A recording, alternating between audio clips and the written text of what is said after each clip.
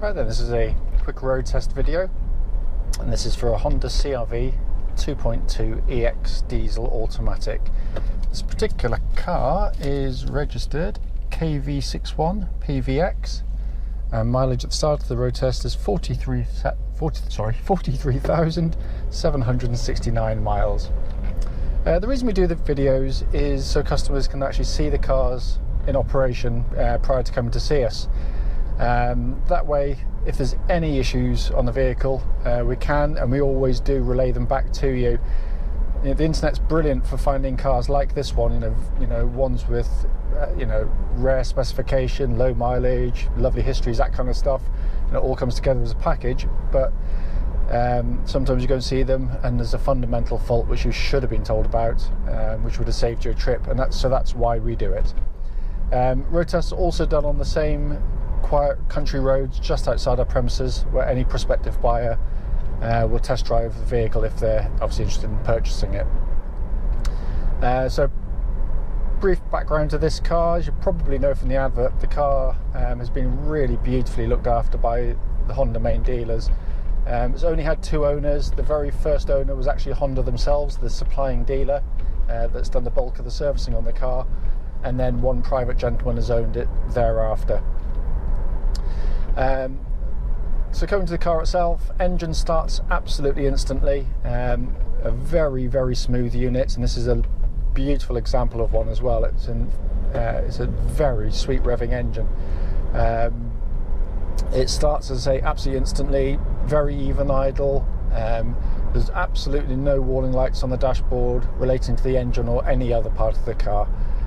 Temperature gauge running at a third, which is exactly where it wants to be on a Honda car, petrol or diesel. And given the fact that the car's just travelled over 100 miles to us and I've jumped straight in it, so obviously clearly the engine is at its maximum operating temperature, so all is good there. Engine then runs it through into the automatic gearbox.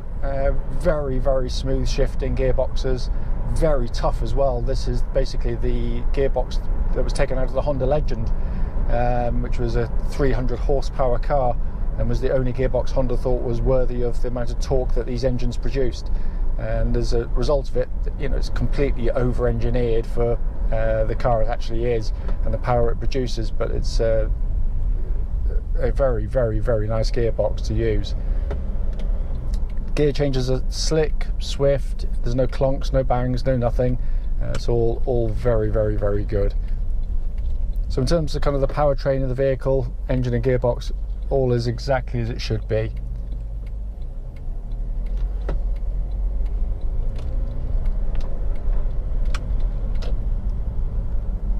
So I've managed to get myself tucked up behind someone. It's the slowest driver I think I've ever been stuck behind in my life. Anyway, we'll try to get up to some sort of speed in a second. Steering of the car feels tight and taut. Can't feel any vibrations. It tracks absolutely bullet straight. I'll wait to get to a higher speed to check for any kind of vibrations at higher speed, but the delivery driver was always told to look out for those, and he didn't find anything at the motorway speeds at all. But it's a lovely steering system in the car, very slick, very precise, perfectly matched the chassis of the car as well. It's a very nice combination, but I can't detect any wear in it at all. Likewise, the suspension of the vehicle, what I'm looking for on these road tests is signs where it might be, you have a few sort of clonks and bangs from underneath, but there's nothing. You can hear it going over the bumps, which you should, but there's no metallic noises sort of resonating through the car when it does its job. And again, I wouldn't expect it to, it's such a low mileage, and also with the history of the vehicle, but it's why we do the road tests.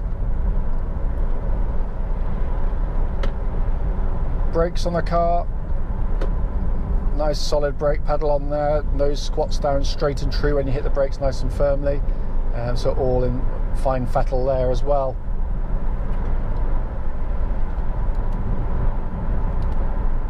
Just checking the cruise control function, and that works exactly as it should as well.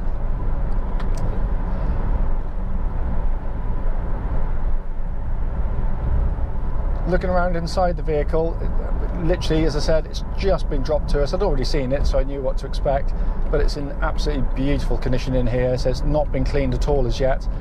but it hardly needs anything doing to it at all. It's been kept in fabulous condition. All the plastics are in really good order. The driving position is really good on these CRVs. Very straight and easy position to sort of sit in. Legs straight ahead, steering wheel straight ahead of you as well. They're also quite beautifully made, and they really are a fantastically well made car. No creaks or buzzers or rattles from the interior, of course, and this is real build quality, you know, years down the line. And it's, you know, it just feels a rock solid car. And, you know, if you come and see the car, you'll remember this part of the video, because it, you know, in my hands, it has kind of a feeling of a newness to it, which is very hard to sort of explain fully. As you can see here, everything's functioning exactly as it should. Sat nav, climate control system works perfectly. I checked the air conditioning when I bought the car. Heated seats, I've got them on now, and they're roasting me, so I'm going to turn those down a bit. So they're all working absolutely spot on. Then you come to the steering, the instrument binnacle rather. Classic Honda affair. Nice, big, simple, legible dials. All the information you need.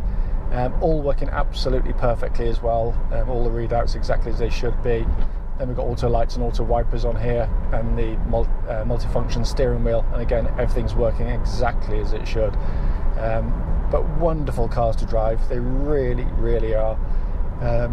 Obviously, if you don't already know, I'm sure you do, this is a four-wheel drive car, or is a four-wheel drive car rather, albeit Honda worked out very quickly, and been doing this for 20 plus years now, that most people's driving in this type of car will be exactly as I'm doing now, just on perfectly good roads and perfectly good conditions. So what's the point in having the four-wheel drive permanently engaged, you know, slurping up extra fuel, putting a lot of mechanical wear on the car, and chewing its tyres up prematurely when it doesn't need to.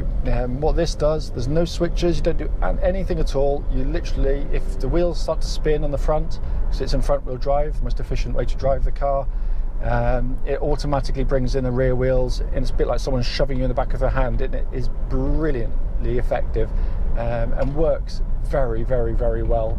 And they're absolutely bomb-proof reliable as well. Incredibly good system. We're going to stay there, please. Thank you. So yeah, coming back to the car. So yeah, the four-wheel drive system, you know, really is simplicity. We've never touched one, and we've sold literally thousands of them. Now I've had tons of these cars. I've actually got the identical car to this in white with dynamic kit, diesel, auto. Currently myself, my wife has the car, so I do love these vehicles. You know, obviously if you're cross-shopping these with other manufacturers, you know, there's good cars out there, there's no denying it, but very few tick pretty much every box this one does. You know, it is the most reliable car in its class. It's the most durable car in its class. There's no two ways about it. It's probably the most spacious in terms of leg room, boot space, front and rear as a combination. But it's also comfortable, it's quiet, it's, you know, it's good to drive. It's not as sporting as an X3 BMW, but then I can ride over bumps like these without, you know, rattling your brain. So it's on the right side of comfortable, but it gives you a precision in the driving as well. And it's why they've become so sought after second-hand. They're incredibly popular cars for exactly those reasons. As I said, the point of the video, when I started out, was to pick up on any issues on the car. I can't detect a thing. And we are critical, so don't think this is just a case of sort of ticking boxes and telling you it's lovely when it isn't. That's not the point of the video, and on many of my previous videos I've highlighted issues there may be on a car, some of which I will attempt to, and some which, you know, we've told people we wouldn't. But there's nothing on this. It drives absolutely perfectly. If I've missed anything on the video, however, you know, don't hesitate. You know, do give me a call, and I'll happily answer any questions you might have.